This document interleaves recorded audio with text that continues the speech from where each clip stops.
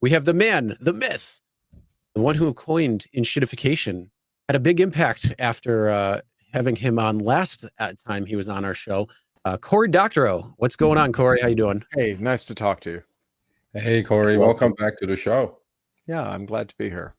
So Cory doesn't need introduction, but let's do a little quick 10-second one. Cory is a prolific sci-fi writer, science fiction writer, author, journalist, activist. He's done it all. So he's back. Actually, I looked at it. You were on last April. And it was one of our most watched episodes, actually. Oh, how great. And then the crowd was like, bring that guy back. I'm like, well, Cory's on a book tour, so we're going to talk about his book later. But so he also coined, like Chris said, the word enshittification, which is one of my top 3 words in the English language. And but we're going to talk about a couple other words like techno-feudalism and twiddling and all that good stuff today, Cory.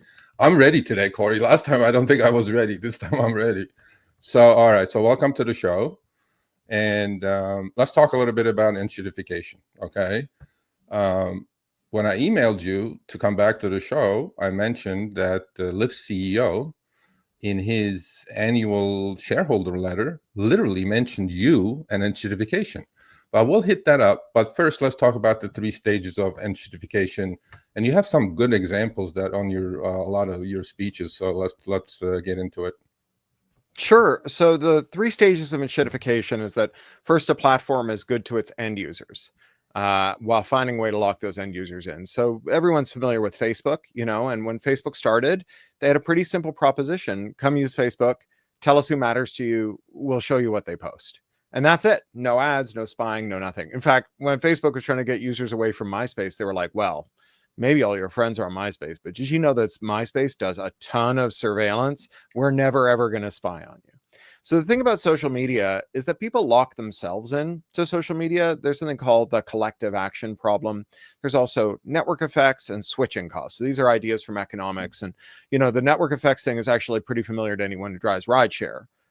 Maybe there's a new rideshare app, but because no riders have it installed, there's no reason for a driver to install it. And there's no drivers who have it installed. So why would a rider ever install it? And so it doesn't get any traction. But by the same token, once there's a critical mass of drivers who've got either Uber or Lyft installed, then it makes sense for riders to install them and vice versa. So that's the network effect. Services get more valuable when more people use them. Switching costs are the things you have to give up when you leave a service. So I don't know exactly how driver compensation works in Lyft and Uber, but I know that at various times there have been, for example, bonuses for driving a certain number of rides, or if you have got a certain amount of feedback and you keep it up and you don't have too many breaks, you get perks or higher rates or choicer rides and so on. So switching from one to another would incur that switching cost. In the case of Facebook, the switching cost is, you love your friends and you probably love them more than you hate Mark Zuckerberg, unless you really hate Mark Zuckerberg or like your friends very much. So you'll probably stay on Facebook even if you're not enjoying Facebook very much. And then there's the collective action problem. So maybe all of your friends hate Facebook as much as you do. But as much as you love those guys, they're a giant pain in the ass, and you can't get them to agree when it's time to go or where they should go, or you can't even get like the 6 people in your group chat to agree what movie you're going to see on Friday. So getting 200 people to agree to leave Facebook's really hard. And so you have all these things that just lock people naturally into Facebook. And so once those users are locked in, Facebook moves on to stage 2 of enshittification. That's when you make things worse for end users to make things better for business customers. So they said to advertisers and publishers, I know we promised you we weren't ever going to spy on these guys and that we're only going to show them things that they asked to see, but actually we're spying on them with every hour that God sends. And for very small dollars, we will target ads to them. And also, we will add anything that you post to their feeds. Publishers come and post little excerpts, and we're just going to cram it into their eyeballs and give you a big traffic funnel, and you can monetize that however you want to monetize it. And so you get a lot of business customers piling in. And the thing about businesses is that once they're dependent on a certain upstream supplier for their income, they're very sensitive to losing that upstream supplier. Economists call this the monopsony problem. Everyone knows a monopoly is like a powerful seller, but a monopsony is a powerful buyer, right? When there's 2 rideshare companies in your city, they've got a monopsony. Well, they've got a duopsony, right? There's two of them, duopsony, but they're really, really powerful. And there's not a lot of businesses that can afford to lose like 10% of their customers or 20% or 30%. So, once, Google or Facebook or Uber, once they're responsible for like 10% of your income, it's really hard to walk away from them. And they have a lot of power over you. So once those business customers are locked in, the platforms do the same thing to them that they did to the end users. And I think, drivers know this, but I think normies are like, oh no, the reason Facebook treats me badly is that like I'm not a business, right? Like they love the advertisers, they love the publishers, they just hate the users. We're not paying for the products, we're the product. And that's not true. Facebook is screwing those advertisers and those publishers just as hard as it's screwing those end users, right? And Apple, will charge you $1,000 for a distraction rectangle you stick in your pocket, but Apple is spying on you with that box. And they're targeting ads to you. They block Facebook from spying on you, but they spy on you. And when they got caught doing it, they lied about it. So, they'll spy on you and lie to you. So, this is what happens when the platform has both sides locked in. And then once everybody's locked in, it takes all the value back for itself. So advertising gets more expensive, publishers get less free traffic, users get less stuff that they ask to see in their feeds, and the shareholders and the executives clean up. And that creates this kind of brittle equilibrium where you've got like just enough value left in the service that business customers and end users keep using it. But like any extra value is being clawed back for shareholders and executives. And in that world, you've got a really brittle equilibrium because like the difference between, God, I hate Facebook, but I can't seem to stop using it, and God, I hate Facebook and I'm never going to use it again, it's like really thin, right? You just get like a live stream mass shooting or like a whistleblower, a privacy scandal, people bolt for the exits. And when that happens, the executives panic, although they call it pivoting. And, that's how you get like Mark Zuckerberg, like arising from his sarcophagus one morning and saying like, friends, I've had a revelation.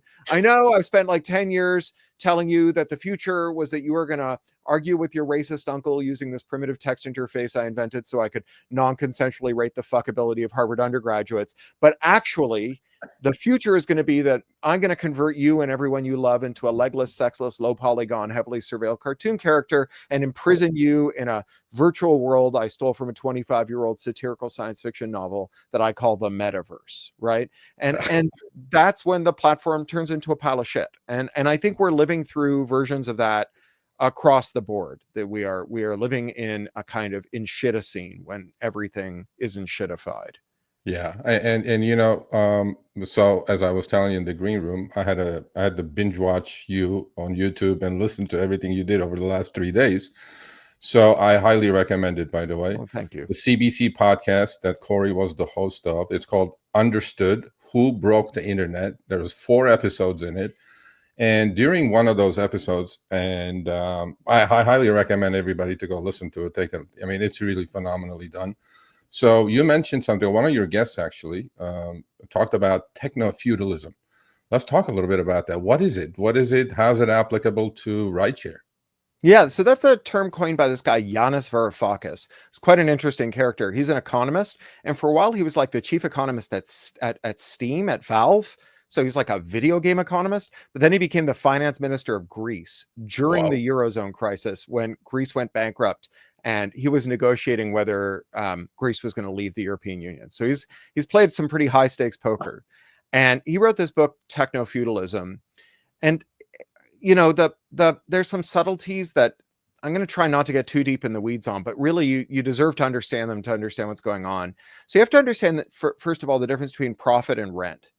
So profit is money you get by owning capital and risking that capital and then paying wages to workers to employ that capital to do something. So if you're like, I don't know, a coffee shop owner, right? You own a bunch of espresso machines, you buy some milk, you get coffee beans, and you pay your baristas and you make profit. Now, like the fact that the baristas are not sharing in the profits, that they just get the wages, that there are lots of people, I think, who have a legitimate reason to be angry at it. But that is one source of income, right? And is the income you get from investing in capital and mobilizing it to do something productive. Now, rent, by contrast, is the money you get from owning something. So if you're the landlord of the coffee shop, you own the coffee shop, and whether the coffee shop has a good month or a bad month, the coffee shop pays you rent. And if the coffee shop goes bust because a better coffee shop is open across the street, that's good for the landlord, because now they have an empty storefront on a street with a really hot coffee shop, and their thing is worth more. They don't work the capital, right? They own what economists call a factor of production, something you need to produce something useful, but they're not producing anything useful. And the ideological fathers of capitalism, people like Adam Smith and David Ricardo, the people who defined what capitalism was going to be, although Karl Marx actually coined the term capitalism, which is something that drives capitalists completely nuts, and they pretend it's not true. But the fathers of capitalism, when they talked about free markets, they weren't talking about markets that were free from regulation. They were talking about markets that were free from rent. Because if the factors of production are in the hands of people who are effectively insulated from risk, right? They're not going to go bust because they are owed the rent, whether the times are good or the times are bad. Then they effectively become a kind of market regulator, right? If you own all the great storefronts in the city, then you decide what stores exist in the city. It's like the city, you become the city government, right? And so these guys, they were really worried about rents. And the reason they were worried about rents at the dawn of capitalism is that capitalism replaced a system called feudalism. And feudalism was all about rents. So the most important people in feudalism were lords. Lords inherited land. And when they inherited land, they also inherited the peasants who lived on the land. The peasants were not what are called free labor. They weren't allowed to leave the land. There's only one place they were allowed to work, right? So like there are a lot of places now, like if you go work for like a pet groomer, they're going to give you 3 weeks of training, although that training might just be you sweeping the floor. And they're going to say that you now owe like $7,000 if you quit your job in less than 3 years. So you're kind of like a feudal peasant who's bound to the land.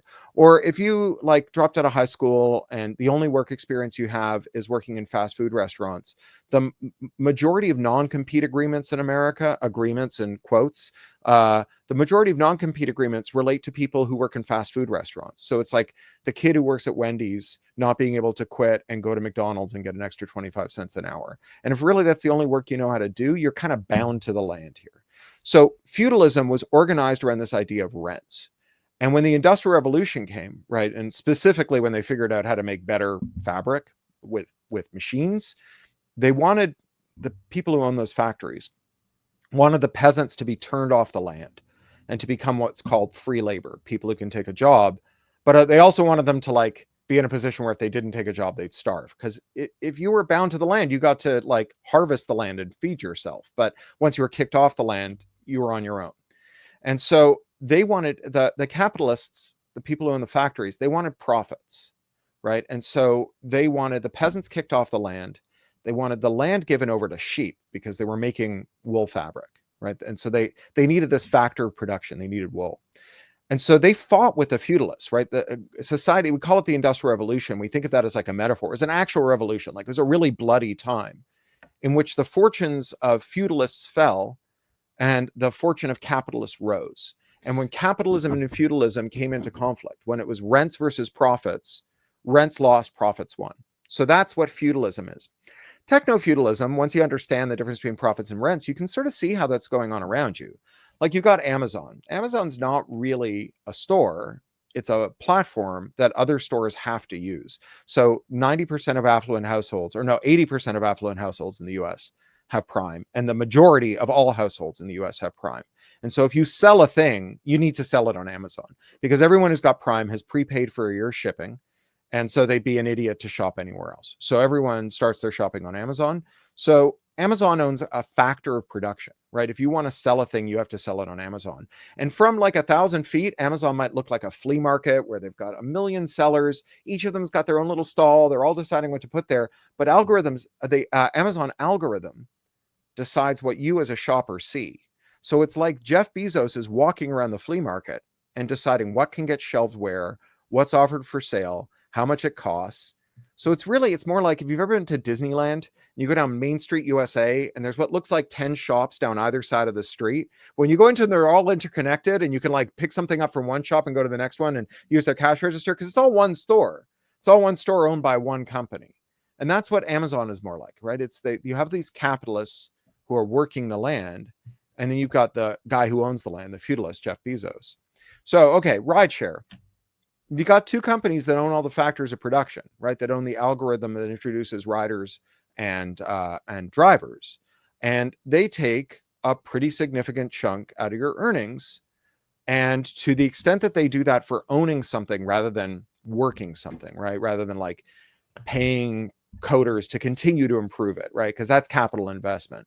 But when they're or paying for servers or whatever. But if it's just like purely owning the stuff, that the income they get just from owning a thing, from having this positionality where you have the collective action problem, you have network effects, and every driver needs to be on Uber or Lyft, and every rider is only going to book through Uber or Lyft, then you've got rent extraction. And what you've got is techno-feudalism. You've got a feudalism where what Yanis calls the cloud capital, right? The servers, the algorithms, and everything are owned by a new kind of feudal lord.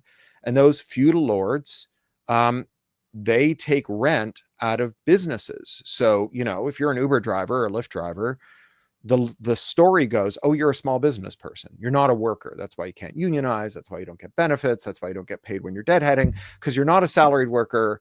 You're like that coffee shop owner, right? Yeah. And it's kind of true, right? You do own some capital, right? You have to invest in the car, and you don't own the factors of production, right? You're paying rent. And so what we see is this thing where you have a ton of places where profits are coming into conflict with rents, and rents are winning. Yeah. And so that's what defines feudalism. When the conflict between sorry, I don't want to interrupt you, but I don't know how much time you have, but so I also discovered the last couple of days that this is really important for the driver community, because we do feel we face this literally on an hourly, daily, weekly basis. Okay. So I discovered that we have, as drivers, have something very in common with nurses, actually. Okay. And something called twiddling. And also a good friend of mine, Katie Wells, did great work about it. Vina Dubal has done some great work about it, algorithmic wage discrimination. Tell me a little bit about what twiddling is, and then how similar is an Uber driver to a nurse. So people ask me a lot about enshittification. Like, is that really a digital thing? Like Sears kind of sucked before it went bankrupt. Did it enshittify? And it's true that there's like lots of things that are not digital that kind of suck. And I'm totally fine with people using enshittification in this kind of broad sense for things suck. But there's a specific technical process that enshittification refers to. And its underlying mechanism is this thing I call twiddling. And that's when you change the business logic, right? That's when, like, every time you interact with the system, the prices, the wages, the costs, the search rankings, the recommendations, they're all different. It's like the universe is rearranging itself behind your back, right? And so it's very hard to optimize, hard to figure out how to get good at something if everything is changing every time, to know whether you're getting a good deal or a good wage or what have you. So like on Amazon, they have this $38 billion a year business, which they call an ad business, but it's actually selling search results. So if you want to be the top of the search results when someone searches for something, you bid against all the other sellers. And of course, the more you bid to be at the top of the search, the less money you have left over for a high quality product. And so the top search results on Amazon are more expensive and lower quality. The first search result on Amazon on average is 29% more expensive than the best match for your search. And that best match for your search on average is about 17 places down. So you can see how changing the rules every time you interact with the service can be really bad. And so you've talked, I'm sure, about algorithmic wage discrimination and this idea that the wage offered to a driver varies based on factors that the company can observe about the driver, like how picky they're being. Yeah. But nurses also face this. So the Groundwork Collective did a report in January about algorithmic wage discrimination among nurses. Now, nurses are not stuck with just two companies. They have three.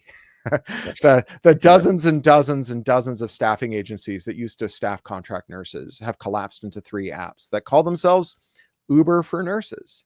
Yeah. And what these apps do is, before they offer a nurse a shift, or at least one of them, a company called, I believe it's ShiftMed, before they offer nurses a shift, they buy that nurse's financial information from a data broker.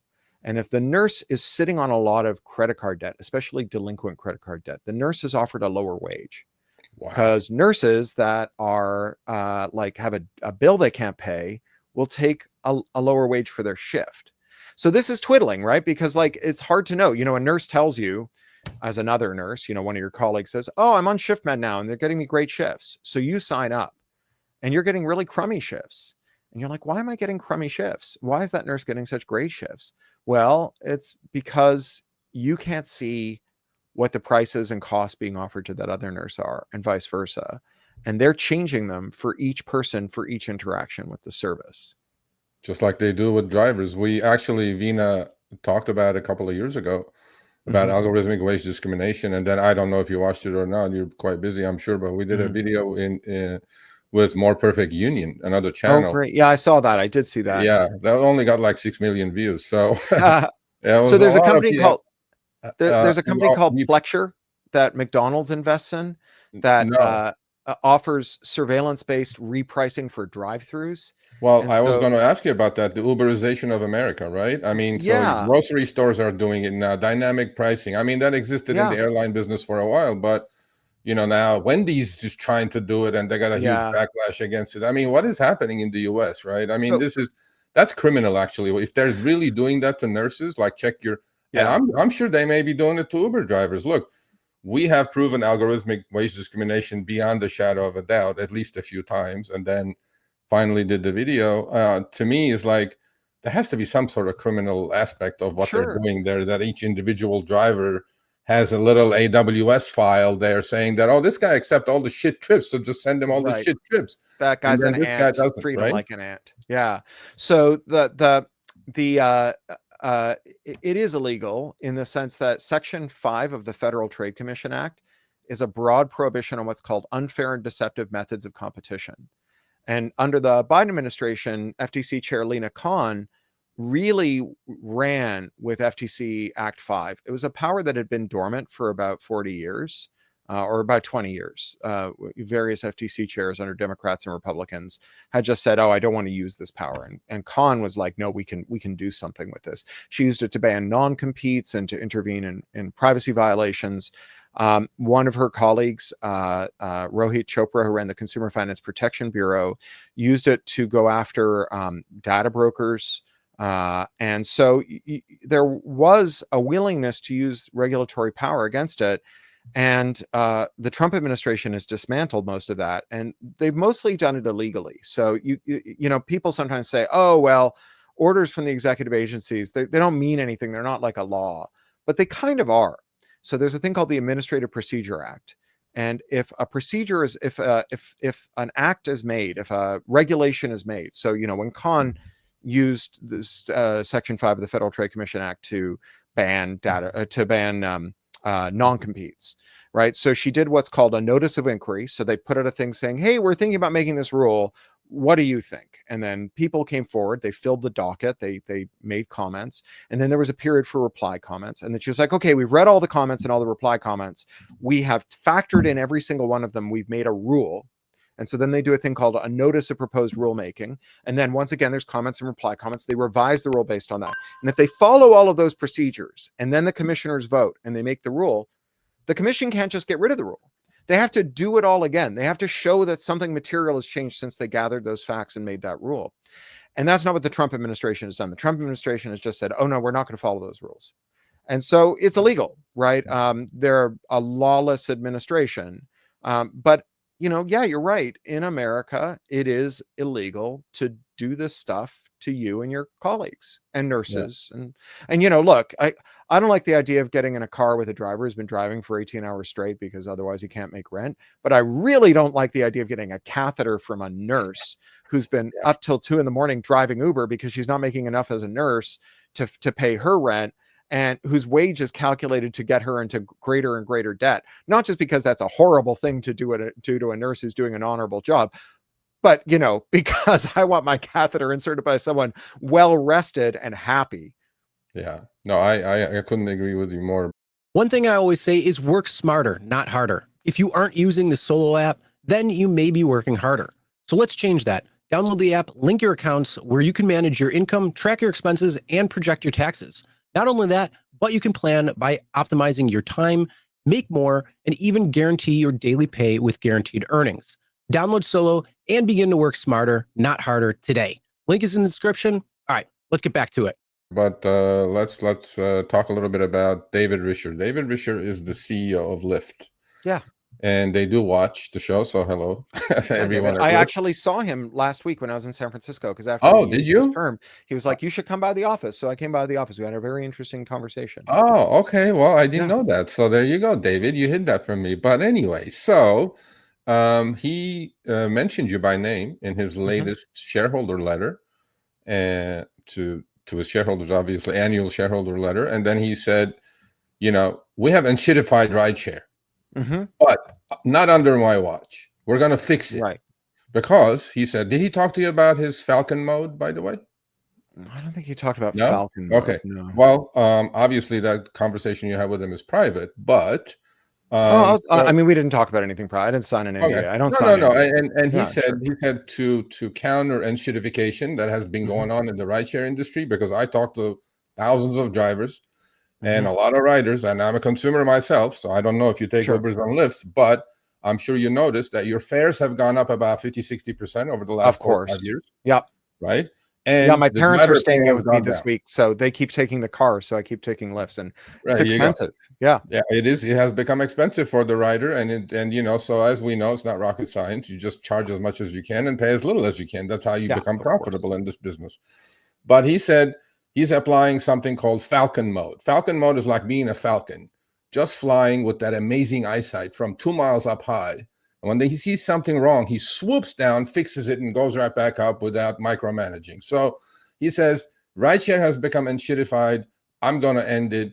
I don't know if he's doing a good job or a bad job about it. I think he's doing a decent job at it, definitely better than the previous Lyft management.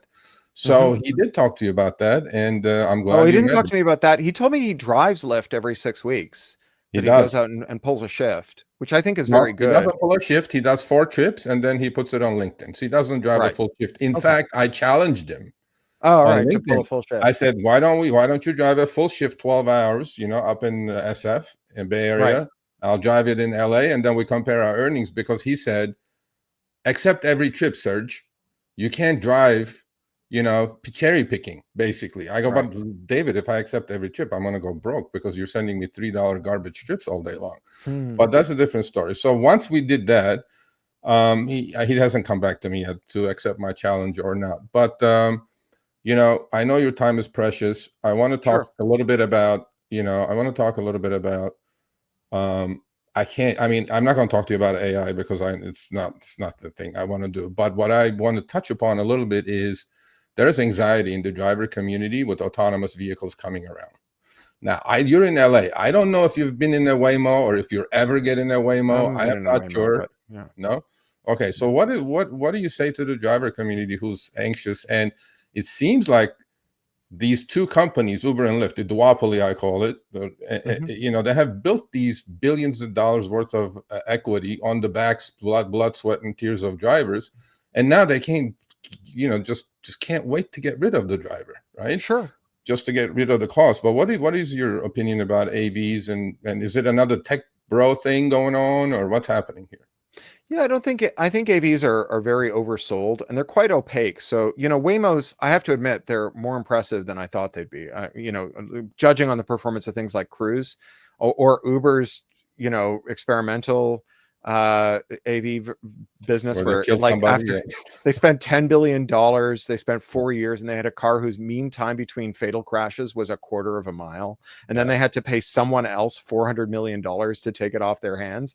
I mean, that was like a debacle, and it was very clear that the reason Uber was investing in AVs is that it was a way to convince normie investors who needed to bail out the original investors, like the Saudi royal family, that they had a path to profitability, and that path to profitability was never paying a driver a nickel ever again, right? That they would just own some capital, and they would have no labor costs. I think that, like, from an economic perspective, this is a very weird thing, because one of the things that we know is that automation affects every firm in a sector equally eventually. So, like, if the thing is that Lyft can make a living or improve its cash basis with AVs, or Uber can, then so could anyone else, right? So your competitors always catch up. So it's always labor that provides the marginal value in the firm. The profit always comes from labor.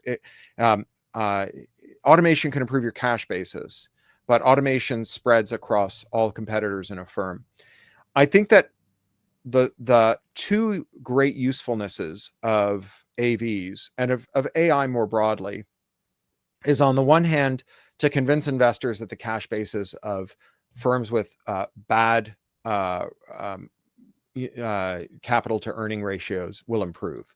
So companies that spend a lot of money on capital but don't make a lot of money from the capital, it's like, well, just wait, we're going to figure this out, we're going to make a lot more money. And that helps you have a growth stock, and it keeps your share price high, and it attracts new investors if you want to do fresh rounds of investment. And then the other thing that it does is scares the shit out of workers, right? If you know, and rideshare is already a fairly precarious workforce. I'm not going to call driving a car unskilled. Obviously, it's a highly skilled trade. It's not a thing I could do for 12 hours a day. But I am going to say that it's a skill that's broadly shared, that there's a large potential workforce for rideshare. And so what that means is that, you know, to first approximation, if you quit, there's someone else who'll take your job. Yeah. So it's always been a somewhat precarious trade, but it gets more precarious when the person who might take your job is an algorithm, because you don't even have to put out a help wanted ad for that. You know, you just fire up some servers. And I think that, like, we really need to distinguish between the AI that can do your job and the AI salesman that can convince your boss that the AI can do your job, whether or not it can. Those are obviously very different propositions, right? They kind of have the same effect, at least in the short run, on workers, which is your boss fires you and replaces you with a chatbot. But if the chatbot can't do your job, then the chatbot can't do your job.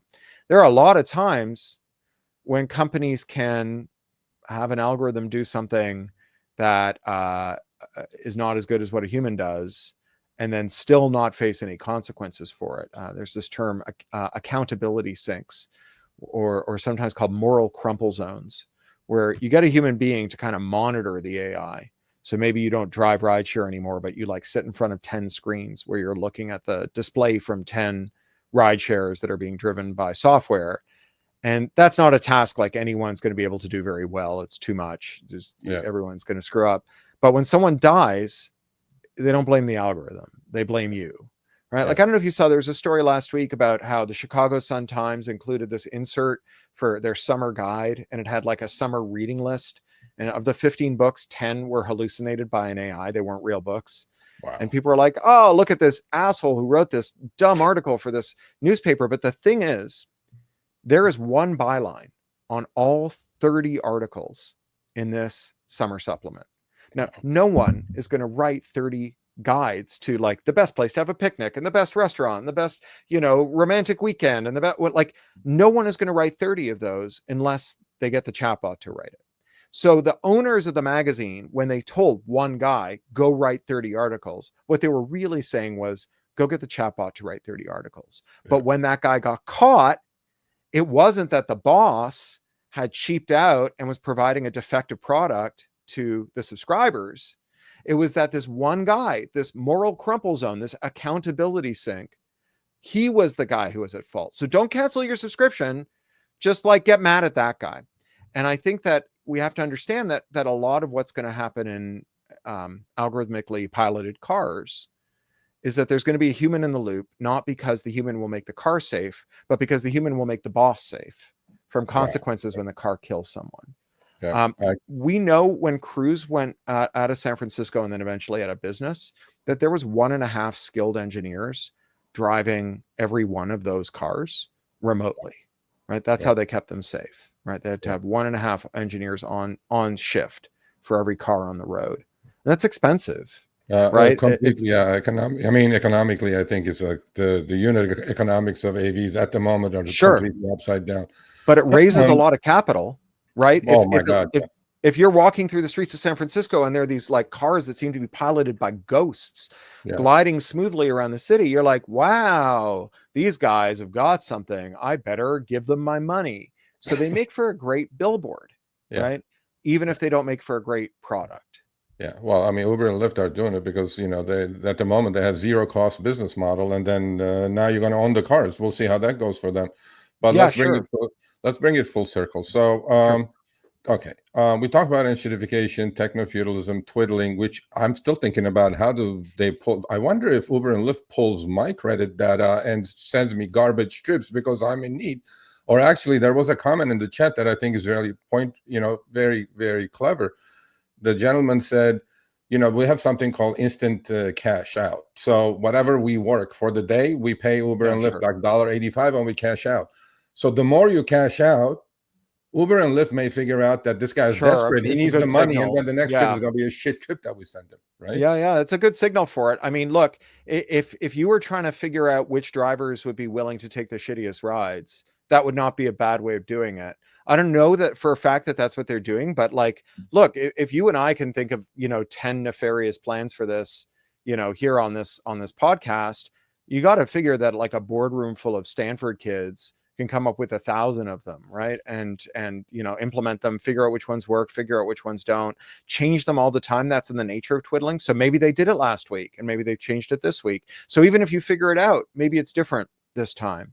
Well, It used to be like before we had science, alchemists who would do experiments, they had really bad experimental methodology. And so every time they did the experiment, they get a different result. And they were like, well, I guess God is punishing me for trying to understand the mystery of his universe, right? He's rearranging the laws of physics every time I do an experiment. Well, we are living in that world where the back end of the service is being automatically altered every time you interact with it, so that even if you experiment with it, oh, well, I'll take this ride and see if I get a good fare. I'll try clocking onto every ride. I'll move to a different neighborhood. I'll work during these hours. Maybe it works today, but it might not work tomorrow. Maybe, God is punishing you for trying to understand the glory of his universe. Algorithm gods are punishing drivers every single hour, so I know that. But but how do we? So there's enshittification. How do we disenshittify things? Okay, because I listened to one of your podcasts. You mentioned Margaret Thatcher, and she said resistance is futile, right? There is no alternative. There is no Resistance is alternative. futile was the Borg on Star Trek, but but it means the same thing. how do we resist this, right? Because I'm going to give you an example. Actually, we're going to put up a screenshot in 1 second. And this is the enshittification that the rider faces and the driver faces. So Chris, put that up for a second. So here's a trip that was done by a driver in LA. He accepted a trip around downtown and was going to Palm Springs. So the upfront contract as independent contractors that was offered to him was $256.19. It's on the left-hand side of the screenshot. The rider, unfortunately, changed his mind or her mind and said, oh, I want to get out here. But still, the trip lasted 3 hours and 95.85 miles, as opposed to what the upfront was, meaning they tell us how long how long the trip is and how many miles it is. It was supposed to be 3 hours and 22 minutes, and it was 108 miles. So time-wise, this trip lasted about half hour less and about 12 miles less. So I would say that's about 10%-ish in that range, maybe a little bit less, the change in the duration and distance. However, Lyft decided to cut this poor driver's upfront fare, which I believe it's a contract that you're offering to me. Sure. I'm accepting this contract as an independent contractor under one circumstance, and that circumstance is price takes precedence, period. Right? What did they do? They went and adjusted this poor driver's earnings $100 downward. Okay. This is the enshittification that we're living with, Cory. And I mean, I don't know how to fix this. So going back to this enshittification, okay. Yeah. How do we fight this? Like, I know there is I'm sure you heard of it. In fact, you talked about it in one of your speeches about Para, right? Para was this app that was, telling drivers with full transparency what they were about to get and what they were about to do. And what did Uber do, or what did Doordash do? They shut them down. We're actually in talks with an app called Gig U that's coming to the US, but they started in Brazil. about 5-6 years ago called Stop Club, and there have been articles about this app. It's the app that Uber hates the most. In fact, in Brazil, they took them to court, but after 5 years of tying them up in court, Stop Club won. Now they're coming to the US under a different brand called GigU. Basically, what it does is it teaches drivers how to cherry pick. It teaches drivers how to pick the best trips. Now, I don't know if Uber is going to sue them in the US, which I don't know what's going to happen with that. Is that the way to fight back? Do we reverse engineer these freaking algorithms and then just go fight back? How do we fight back? Well, Cory? look, there What are four forces that have historically disciplined companies, tech companies. So one was competition. So, as you say, we've got a duopoly with Uber, Lyft, and not just a duopoly, but a duopsony, right? There are two buyers of labor, two sellers of rides. They're on both sides of that transaction. And so competition doesn't bite them the way that it used to. And once sectors become highly concentrated, they don't have to fear the second form of constraint, which is regulation, because highly concentrated sectors find it much easier to overcome their regulators, capture their regulators. And, Risher, he said that Uber and Lyft are quite different in terms of their corporate culture. I'd have no reason to doubt him. He said that there's not a lot of ex-Uber people working at Lyft and vice versa, that they're very different cultures. It's not like, say, Google and Facebook, where there's a ton of people that go between them. Maybe that's true. And maybe they really do have two different cultures. But when it came to Prop 22, they had no trouble at all coming up with a common lobbying position. Yeah. Or when, Austin wanted to fingerprint drivers or whatever, you do background checks on drivers, right? They had complete lockstep. It's just easier for two people to agree on something than 200, right? 200 companies are a rabble. 2 companies are a cartel. They're a conspiracy. And so they don't have to really worry about regulation anymore. They also used to have to worry about their workers. So famously, Travis Kalanick, his thing was Travis Kalanick. Is that right? That's the, yeah. Sorry. I'm always like, is that the football player or the Uber guy? It's Travis Kelce is the football player. Travis Kelce. Travis Kalanick. The thing that he wanted more than anything was to not have unionized drivers. Yeah. Right. That was his big innovation, was not just not unionized drivers who aren't even workers, right? Who don't have any labor protections at all. And in tech, tech workers, they were often independent contractors. Even if they weren't, they were employees. They still had a lot of power, but they had the power because they were scarce, right? And they could tell their bosses to F off, and their bosses couldn't fire them because they needed them, and someone else would give them a job across the street, and they knew it. And then finally, they had to worry about interoperability, because tech is like very malleable. It's very universal. You can change how tech works by adding more tech to it. So if DoorDash won't show you how much you're going to get from a fare, you can get the Para app and it'll show you how much you're going to get from the fare. If you're seeing too many ads on the web, you can install an ad blocker. And what we did over the last 20 years was monotonically and drastically expand IP law so that almost all of that activity has become illegal. So, Para was shut down by a combination of legal threats and technical sort of hand-to-hand combat with DoorDash. That app was shut down. They do some other stuff now, but not that. And so I think that if we are going to resist enshittification, roll it back, you need to restore the constraints, right? There needs to be consequences for hurting the people who rely on you, whether those are buyers or sellers. You might remember Lily Tomlin used to do these fake ads for AT&T on Saturday Night Live, and she would finish them with, "We don't care. We don't have to. We're the phone company." Yeah. Right. If you understand that the switching costs are high, the collective action problem is large, the network effects are big, that regulators aren't going to come after you, that you don't really have competitors, that your workforce is tame, and that IP law will shut down anyone who tries to reverse engineer your technology, then you're not just too big to fail, you're too big to care. Yeah. And if you don't care about what people who are angry at you will do to you, then you don't care about making them angry. So we need to make them care. We need to make them afraid. And there's a few things that can make them afraid. So one is this technology stuff you were talking about. I'd add to the examples you gave. There's a scholar called Rita Kadri who studies these Indonesian gig riders who have these things called Tuyul apps, Tuyul. It's Indonesian for little devil. And the Indonesian riders, they ride motorbikes, right? It's like a lot of Asian, gig work is on motorbikes, and they have these little clubhouses. They get together and they form co-ops, and they build a little clubhouse, and they've got like a fridge and tools and like a couch, and they can just hang out and bullshit and fix their bikes and take a break and then go back out on the road. And at these clubhouses, they were like, why don't we start hiring programmers to hack the apps that our bosses use? And so at first it was older riders like me, who've got crummy eyesight, who wanted to mod the app so it had bigger type because they couldn't read their screens anymore. But then it started to get really gnarly. Like the bikes can't get a ride to pick up a passenger from a train station unless they're right in front of the train station when the train pulls in.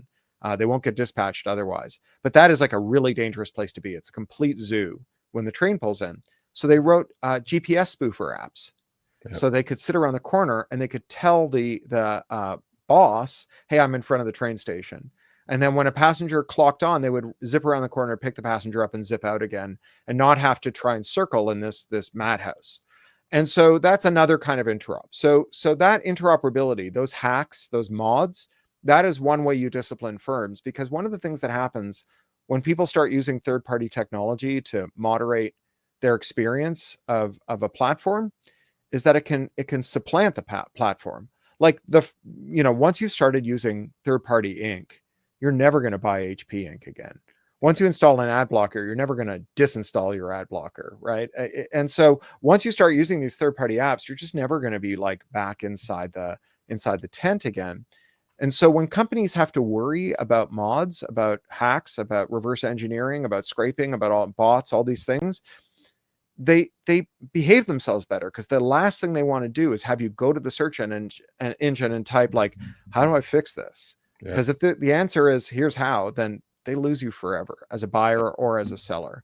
That happened with ad selling. There was a thing called header bidding that let advertisers and publishers get more money as opposed to Facebook and Google. And they got so angry because it really cut into their revenue, because once it started happening, everyone was doing it. And they were just transferring money from Facebook and Google to themselves. So the other thing, go ahead. And the other thing that disciplines tech companies and all companies is labor. And I know Prop 22 took away your right to unionize. Yep. But everyone who unionized up until pretty recently did so when it was illegal. The fact that it's illegal to unionize is not a reason you can't unionize. If that was the case, then we would never had a union. Unions came before legal unions. And historically and today, there is exactly one way for workers to get negotiating leverage over their bosses over the long term, not just in the moment when they're scarce like tech workers were for 15 years, but over the long term. And that's to form a union. And, that's, I think it's harder now than it was before Prop 22, but if you wanted to get there, I wouldn't start from here, but it doesn't change the fact that that's all there is. Yeah. I mean, but the fight has to go on. I think, we've done a decent job over the last 3 years doing Show Me the Money and guide, a lot of the drivers to the right path. But, there's no quitting. I don't think we can quit. I think, you have to question the status quo, and you have to just always question things, why they are the way they are, and try to fix it. But I want to say goodbye to you. I mean, nice talking to you. I'll leave it one last thought. Yeah. Stein's law in finance says anything that can't go on forever eventually stops. Yeah. So all of Cory's links, wherever you can reach him, is in the show notes. Number one, Cory's on a book tour. His latest book, Pigs and Shovels. I haven't written it yet. I haven't read it yet, so maybe I'll buy one. And then, are you going to doing any book tours in LA, or are you doing any? I've already done a couple of stops here, but I'll be back in LA. My next book is Enshittification. It's out in October, and I'll be doing stops in LA. Okay, well, I will make sure to come say hello to you, and then you'll hopefully sign both books for me. And please go check him out. Cory's the man, the myth, the legend. And I'm telling you, we could talk all day, but we will have you back on again, hopefully in another 6-8 months or a year after your book, maybe Enshittification comes out. But we appreciate it. Thank you so much. Oh, it's great talking to you. Talk to you later. All right, take care. Bye, guys. All right, thanks for watching. That short little clip was from our live stream, Show Me the Money Club with Sergio and myself, Tuesdays, 6 p.m. Eastern, 3 p.m. Pacific. Make sure you subscribe, turn on all notifications so you'll be notified when we go live, as well as all of our awesome content. Make sure to check out this video right here, which will take you to the entire live stream, or check out this video right there. All right, drive smart, everyone.